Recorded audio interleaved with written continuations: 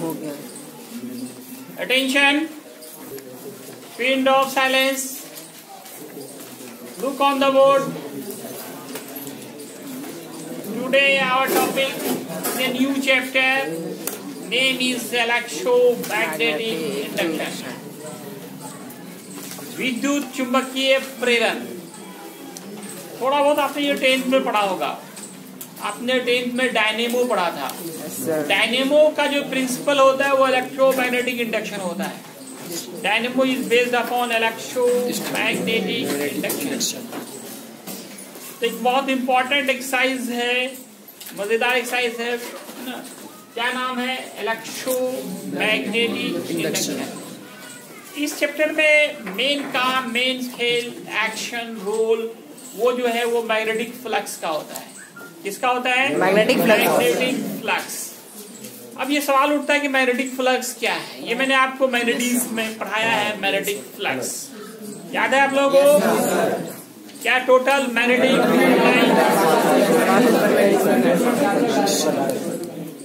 चलिए सब लोग एक साथ बोलेंगे, वीडियो थोड़ा गड़बड़ हो जाए इसलिए ठीक है। आप लोग जान रहे हैं, बहुत अच्छी बात है कि कोई भी सरफेस हो उससे परपेंडिकुलर डायरेक्शंस में जितने मैग्नेटिक फील्ड लाइंस पास होते हैं, किसी भी सरफेस के परपेंडिकुलर डायरेक्शंस में जितने मैग्नेटिक फील्ड लाइंस पास होते हैं उसी का नाम था मैग्नेटिक फ्लक्स। डिनोट किया था 5B से। हम एक बार फॉर्मूला इसका लिखना चाहेंगे यहाँ पे मैग्नेटिक फ्लक्स का 5B, और इसका फॉर्मूला था वेक्टर B। आप लोग ना बोले फिर ठीक है, जान रहे हैं आप लोग, बहुत अच्छी बात है। और फिर इसका फॉर्मूला आ गया था BA cos theta. Where what is B? B for magnetic induction। B हमारा था चुंबकीय प्रेरण, मैग्नेटिक इंडक्शन। और A जो था, A पे अगर एरो लगा देंगे तो वो एरिया वेक्टर नाम था, एरिया वेक्टर। और theta is angle between B vector and A vector. SI unit भी याद होगा आपको। SI unit of magnetic flux क्या था? वेबर या टेस्ला मीटर स्क्वायर। वेबर या फिर tesla meter square magnetic flux का।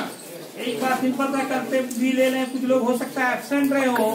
मैग्नेटिक फ्लक्स, इलेक्ट्रिक फ्लक्स सब एक ही जैसा होता है कि total magnetic field lines passes through. मान लो ये सरफेस है और ये सब जो लाइंस हैं मैग्नेटिक फील्ड लाइंस हैं। पीछे वाले हल्ला ना करें। ये एक सरफेस है और ये सब जो लाइंस है इसका नाम है मैग्नेटिक फील्ड लाइंस। किसी भी सरफेस से परपेंडिकुलर डायरेक्शंस में जितने मैग्नेटिक फील्ड लाइंस पास होते हैं उसी का नाम है magnetic flux. Magnetic flux scalar है, इसका यूनिट डायमेंशन सब पीछे पढ़ाया गया है आपको। अब हम लोग ये जो एक्सरसाइज है वो एक एक्सपेरिमेंट से शुरू हो रहा है, फैराडेज एक्सपेरिमेंट से। फैराडे साहब ने ही इलेक्ट्रोमैग्नेटिक इंडक्शन का कंसेप्ट दिया। एक्सपेरिमेंट से आपको क्लियर होगा कि इलेक्ट्रोमैग्नेटिक इंडक्शन क्या है। इन्होंने जो एपरेटस लिया, रिक्वायर्ड एपरेटस, बहुत सिंपल सा एक्सपेरिमेंट था लेकिन बहुत ही काम का एक्सपेरिमेंट। इन्होंने एक कॉइल लिया, एक मैग्नेट लिया, वायर लिया और एक गैल्वेनोमीटर लिया। क्या लिया? गैल्वेनोमीटर। मेथड, एक कॉइल लेकर के उसको वायर से जोड़ दिया एक गैल्वेनोमीटर से। यू नो दो गैल्वेनोमीटर क्या होता है? Electric current detecting instrument. अब एक मैग्नेट को इसके नजदीक लाया या दूर ले गया। गैल्वेनोमीटर का आप इसके बारे में लॉन्ग क्वेश्चन भी पढ़ा आपने। एक इलेक्ट्रिक करंट डिटेक्टिंग इंस्ट्रूमेंट है। इसे पता लगाते हैं करंट पास हो रहा है या नहीं हो रहा है। इसमें एक सुई होती है, करंट पास होने पर वो सुई डिफ्लेक्ट होने लगती है। यहाँ देखिए कहीं कोई सेल लगा हुआ नहीं है कहीं सेल लगा हुआ नहीं। फिर भी जब आप इस मैग्नेट को कॉइल के नजदीक लाइए या दूर ले जाइए, मैग्नेट को कॉइल के नजदीक लाइए या दूर ले जाइए, या फिर कॉइल को ही मैग्नेट के नजदीक लाइए या दूर ले जाइए, तो आप देखेंगे कि गैल्वेनोमीटर का जो नीडल है वो किसी एक डायरेक्शन में डिफ्लेक्ट हो जाता है। क्या होता है? डिफ्लेक्ट हो जाता है।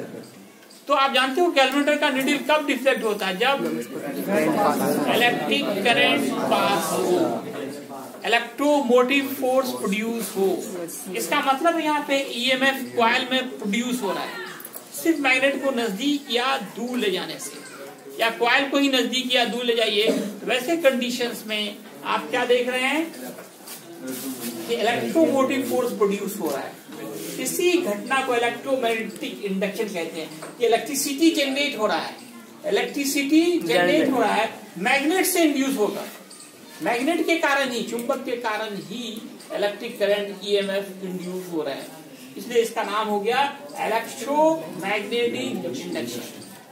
जब मैग्नेट या कॉइल दोनों में से किसी एक को अगर मोशन में लाएंगे, उनके बीच रिलेटिव मोशन होगा, तब वैसे कंडीशंस में कॉइल से अपने आप ईएमएफ इंड्यूस होने लगता है।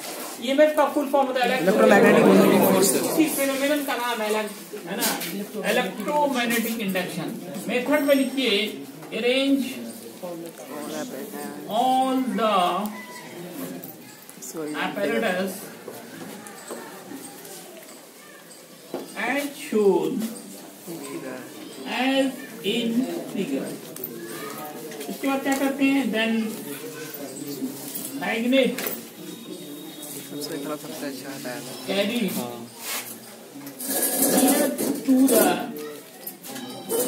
नियर टू द कॉइल या or away from the coil, from the coil या तो नजदीक लाइए या दूर ले जाइए। In both condition, both cases deflection takes place.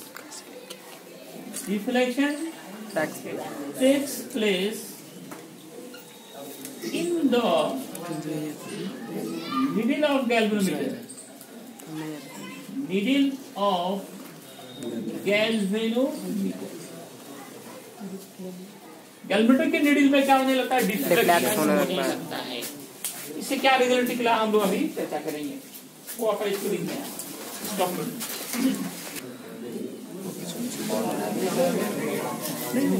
Sir हो गया, स्टार्ट हो गया।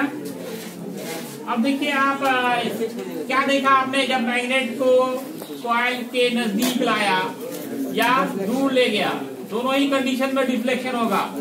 और याद रखो, जब नजदीक ला रहे हैं उस वक्त अगर ये है ना क्लॉकवाइज डिफ्लेक्ट हो रही है, तो दूर ले जाने पे एंटी क्लॉकवाइज होगा, अपोजिट होगा। मतलब जो ईएमएफ का डायरेक्शन है वो मोशन ऑफ मैग्नेट या कॉइल पे डिपेंड करता है। इंड्यूस्ड ईएमएफ का डायरेक्शन, उस पे उसके डायरेक्शन को निकालने के लिए एक रूल है, फ्लेमिंग का राइट हैंड रूल। आप पढ़ेंगे फ्लेमिंग का राइट हैंड रूल। अच्छा, यहाँ पे क्या देखा कि जब ये मैग्नेट कॉइल के नजदीक आया या दूर गया, दोनों ही कंडीशंस में गैल्वेनोमीटर के नीडल में डिफ्लेक्शन हो रहा है। आप ये जानते हो कि गैल्वेनोमीटर में डिफ्लेक्शन कब होता है? जब ईएमएफ इंड्यूस होता है। इसका मतलब यहाँ पे ईएमएफ इंड्यूस हुआ। तो आप फिर थोड़ा सा दिमाग लगाओ, बताओ वो कौन सा ऐसा परिवर्तन हुआ, चेंजिंग हुआ कि जिससे इतनी बड़ी घटना हो गई, ईएमएफ प्रोड्यूस हो गया। वो कौन सा फिजिकल क्वांटिटी चेंज हुआ जिससे ईएमएफ इलेक्ट्रोमोटिव फोर्स या कहीं इलेक्ट्रिक करंट प्रोड्यूस होने लगा? कॉइल या मैग्नेट को नजदीक लाने या दूर ले जाने से वो कौन सा फिजिकल क्वांटिटी में परिवर्तन हुआ, चेंजिंग हुआ, जिसके कारण ये प्रोड्यूस हुआ? क्या प्रोड्यूस हुआ? ईएमएफ। क्या कौन सा? ऐसा कोई रिलेटिव मोशन हुआ, तो उससे कौन सा फिजिकल क्वांटिटी चेंज हुआ? चेंजिंग केस में हुआ मैग्नेटिक फ्लक्स। सारा खेल यहाँ पे किसका हो रहा है? Magnetic flux. नजदीक लाते हैं मैग्नेटिक फ्लक्स बढ़ जाता है, दूर ले आते हैं, मैग्नेटिक फ्लक्स घट जाता है। ये सारा खेल जो होता है इलेक्ट्रोमैग्नेटिक इंडक्शन का, जो घटना होती है उसके पीछे जो कारण है वो चेंज इन मैग्नेटिक फ्लक्स। नजदीक लाने पे मैग्नेटिक फ्लक्स बढ़ जाता है, दूर ले जाने से घट जाता है। तो लेकिन ज्यादातर जो बड़े बड़े थर्मल पावर स्टेशन हैं, जैसे ब्रोनी थर्मल पावर स्टेशन, वहां जो इलेक्ट्रिसिटी जनरेट हो रहा है वहां पे मैग्नेट को नहीं घुमाया जाता है। मैग्नेट काफी स्ट्रांग होता है, बहुत बड़ा होता है, हेवी होता है, उसको घुमाने में बहुत ज्यादा एनर्जी चाहिए। कॉइल रिस्पेक्टिवली क्या होता है, हल्का होता है, जो हल्का होता है उसी को घुमाते हैं हम लोग। तो यहाँ पे जनरली किसको रोटेट किया जाता है, कॉइल। इसी कॉइल को स्ट्रांग मैग्नेटिक फील्ड में घुमाया जाता है ना। टरबाइन घूमता है, टरबाइन का कनेक्शन कॉइल से होता है, आर्मेचर से होता है डायनामो के, जिससे वो घूमने लगता है। तो घूमने से क्या होगा, थीटा चेंज होगा। अभी फाई का जो फॉर्मूला पड़ा BA cos theta, magnetic flux का फॉर्मूला क्या पड़ा, फाई बराबर BA cos थीटा। तो जैसे जैसे थीटा चेंज होगा मैग्नेटिक फ्लक्स चेंज होगा, और मैग्नेटिक फ्लक्स में चेंजिंग होगा तो EMF इंड्यूस होगा। इस फेनोमेनन को कॉइल या मैग्नेट के मोशन में रहने से EMF इंड्यूस होने के फेनोमेनन को ही इलेक्ट्रोमैग्नेटिक इंडक्शन कहते हैं। इसका इस एक्सपेरिमेंट का रिजल्ट यही निकला कि जब जब कॉइल और मैग्नेट के बीच रिलेटिव मोशन होगा तब तब EMF इंड्यूस होगा। रिजल्ट क्या निकला, when relative motion takes place between coil and magnet, then EMF, electromotive force, full form electromotive force is produced या इंड्यूस की, इंडक्शन है ना, इंड्यूस वर्ड लीजिए, induced. The direction of induced EMF depends upon direction of movement of coil.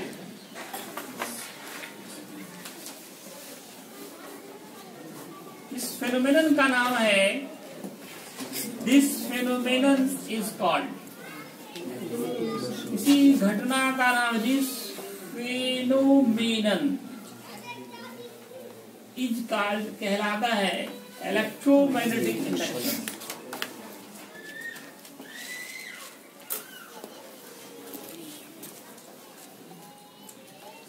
तो ये electromagnetic induction क्यों हो रहा है, सब सारा खेल, सारा कारण जो है वो मैग्नेटिक फ्लक्स में चेंजिंग है। मैग्नेटिक फ्लक्स में चेंजिंग के कारण ही EMF इंड्यूस हो रहे हैं। ये सब बात किसने बताया, फेराडे ने। तो फेराडे ने इससे रिलेटेड लॉ दिया, जो बहुत ही इंपॉर्टेंट ऑब्जेक्टिव शॉर्ट क्वेश्चन है आपके लिए। Faraday's law of electromagnetic induction, Faraday's law of electromagnetic induction. विद्युत चुंबकीय करंट का फेराडे का नियम, फेराडे का लॉ एक आपने इलेक्ट्रोलाइसिस में भी पढ़ा है, Faraday's law of electrolysis. Questions को ध्यान से पढ़ना है, नहीं इलेक्ट्रोलाइसिस वाला है तो आप इलेक्ट्रोमैग्नेटिक इंडक्शन का लिख दीजिए, वहां भी 2 लॉ है, यहाँ भी 2 लॉ है, लेकिन क्वेश्चन को ध्यान से, नहीं इलेक्ट्रोलाइसिस वाला आया तो मैग्नेटिक इंडक्शन वाला लिख दिया, मैग्नेटिक इंडक्शन आया तो आधा क्वेश्चन पढ़ने का नतीजा होता है। क्वेश्चन को जब भी है आप इत्मीनान से पूरा पढ़े एग्जाम में। तो Faraday's law of electromagnetic induction, ये भी एक इंपॉर्टेंट क्वेश्चन है। इसके 2 लॉ हैं, देयर आर 2 लॉ। इनका जो फर्स्ट लॉ है, फेराडेज का फर्स्ट लॉ ये रीजन बताता है कि इलेक्ट्रोमैग्नेटिक इंडक्शन क्यों होता है। इसका कहना है कि electromagnetic induction takes place, electromagnetic induction जो होता है वो takes place due to change in magnetic flux. सारा खेल यहाँ मैग्नेटिक फ्लक्स का हो रहा है। चेंज इन मैग्नेटिक फ्लक्स के कारण ही ये घटना होती है। ईएमएफ इंड्यूस होता है, इलेक्ट्रोमैग्नेटिक इंडक्शन की घटना जो होती है चेंज इन मैग्नेटिक फ्लक्स के साथ होती है। और सेकेंड लॉ जो है फॉर्मूला बताया कितना ईएमएफ इंड्यूस होगा। सेकेंड लॉ कहता है कि the EMF induced in electromagnetic induction, electromagnetic induction is number one directly proportional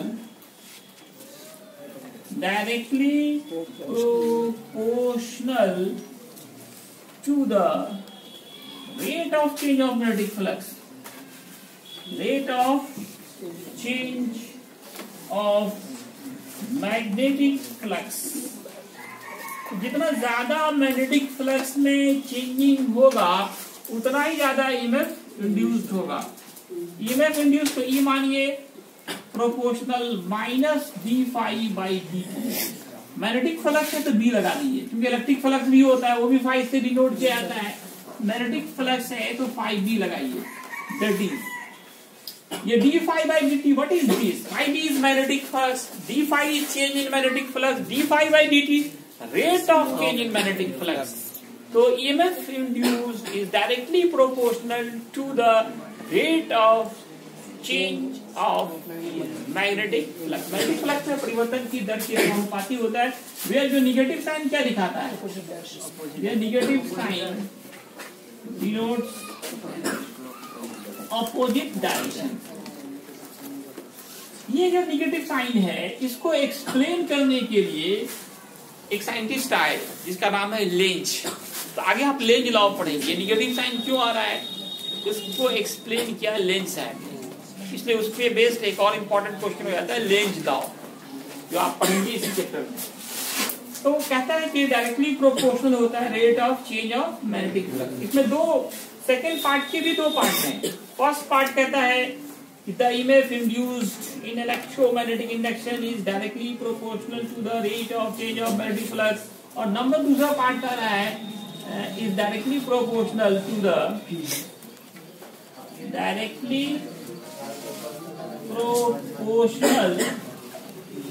to the number of